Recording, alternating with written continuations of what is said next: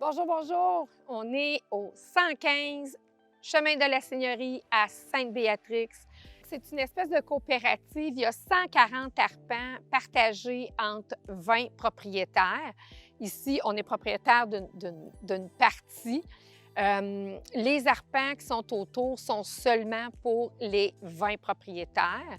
La plupart sont sur le bord du lac parce qu'il y a un lac dans la copropriété parmi les arpents, donc le lac Miron. Un lac sans bateau moteur, même pas un moteur électrique pour vraiment que l'eau là, soit vraiment parfaite. Donc, on peut aller faire du canot, du paddleboard, etc. Là. Donc, ces 4 propriétés-là, dont nous, on en est une. On a un quai qu'on peut laisser le pédalo ancré au quai. On a ça, l'accès au lac pour le quai, c'est 3 minutes à pied d'ici. Donc, avec l'association, environ 515 cette année pour l'association. Ça comprend des frais de déneigement, des frais d'entretien de la route. C'est sûr que le chemin est, c'est une pente, là, une bonne pente, mais c'est toujours très, très bien entretenu. Là. Les gens qui habitent ici, ils se véhiculent très bien l'hiver, ils vont travailler. Aucun problème avec ça, c'est bien salé. C'est des choses qui font partie aussi des frais. Et aussi, une autre chose qui est super le fun, il y a beaucoup de bois. Alors, vous pouvez partir avec votre 4 roues, aller couper votre bois et ramener votre bois gratuitement. Donc, on peut se chauffer au bois gratuitement, c'est compris. Alors, il y a aussi des sentiers pédestres, des sentiers pour la raquette, tout est bien entretenu. Et pour terminer, on a aussi là, un petit parc aménagé pour les gens d'ici. Alors, il y a un comité, il y a un président, c'est des parts, c'est des actions. Quand on va chez le notaire, il faut que le président de l'association vienne signer. C'est vraiment quelque chose d'officiel et de très bien fait. Pour ce qui est de la propriété, bien, c'est vraiment privé. On ne voit absolument pas. Il y a un voisin qui n'est pas très loin, mais vraiment, on ne le voit pas. Un superbe aménagement. Il y a de tout. Il y a des feuillus, il y a des conifères, beaucoup de fleurs, garage double. Entre la propriété et le garage, il y a une espèce de... Mon Dieu, ça sert de cabanon. On pourrait passer, mais c'est fermé, mais un cabanon, il y en a un autre proche de la piscine, il y en a un autre en arrière, alors on manque absolument pas de rangement. Dans le garage, il y a un deuxième étage avec une salle de bain au deuxième étage. On a un toit de tôle. La maison est en acrylique. C'est un revêtement, c'est pas de l'agrégat, c'est vraiment de l'acrylique. On a eu un petit problème, là, une gouttière qui était mal installée. Là, on est en train de le réparer, ça va être réparé sans problème. 2 ouvre-portes de garage. On en a un qui, malheureusement, vient tout juste de briser. Alors, 2 ouvre-portes, 2 portes, 2 ouvre-portes de garage. On a installé une piscine. C'est une piscine là, démontable à l'automne, là, mais c'est quand même le fun. On peut aller se baigner. Une 14 pieds, flambant neuve, 2023 la piscine. Donc, c'est une très vaste propriété, vraiment, vraiment très grande. On a les pièces à vivre au rez-de-chaussée. C'est sur une dalle de béton. En fait, il n'y a pas de fondation. C'est du roc qui est en dessous. On est sur une montagne. Alors, ils ont coulé une dalle de béton. À certains endroits, là, pour pallier au creux du roc, il y a même 4 pieds de béton. Alors, c'est super solide. Les pièces à vivre sont à l'étage. Alors, salon, salle à manger, la cuisine qui est derrière le foyer de masse. Des belles armoires en bois, c'est super pratique.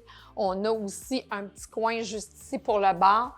Alors, ça pourrait être, si vous voulez, votre dépense walk-in ou garde-manger walk-in, sans problème, si on voulait l'adapter.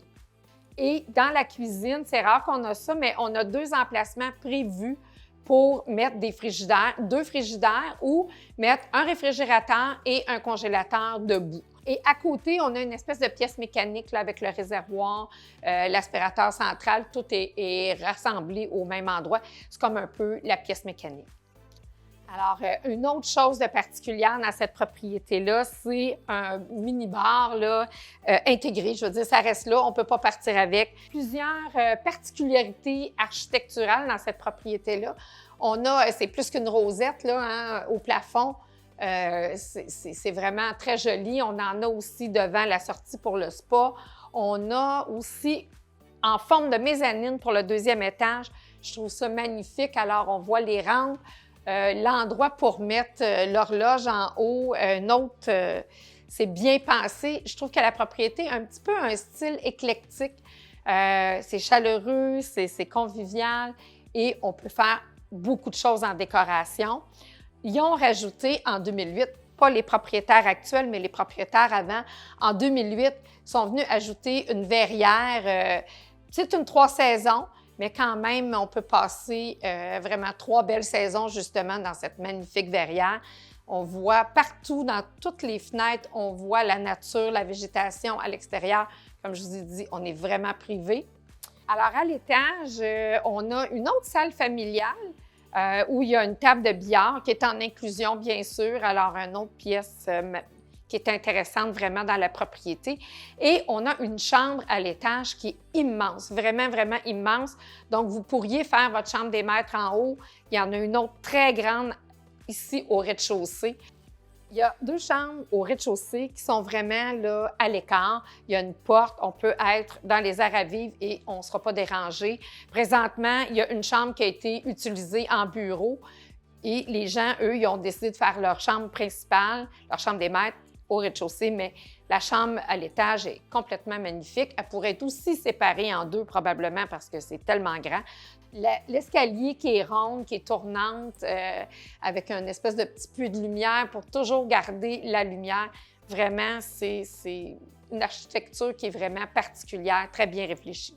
Sur plusieurs portes, on a des frontons et nos stores sont intégrés en dessous. Là, c'est des stores qui vont cacher le soleil. Alors, le panneau électrique, c'est sûr que ce n'est pas une pièce d'architecture, mais c'est important parce qu'on a un panneau supplémentaire pour une génératrice.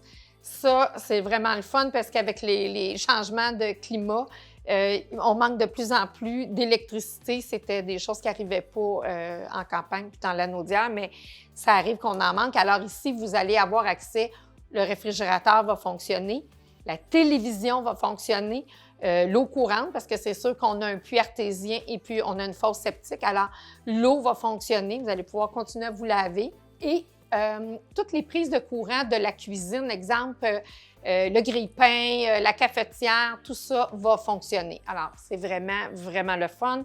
Par contre, il va vous falloir une génératrice parce que la génératrice n'est pas en inclusion. Alors, on est au coin, c'est le coin spa, mais c'est aussi le coin repas extérieur avec des arbres, des mangeoires pour les oiseaux. On entend même teinter les carillons. On a une magnifique vue qui est derrière moi sur la montagne. C'est tellement paisible et tranquille, cet espace-là. Donc, comme je disais, 140 arpents au total, mais la propriété, elle, possède 50 000 pieds carrés et quelques poussières.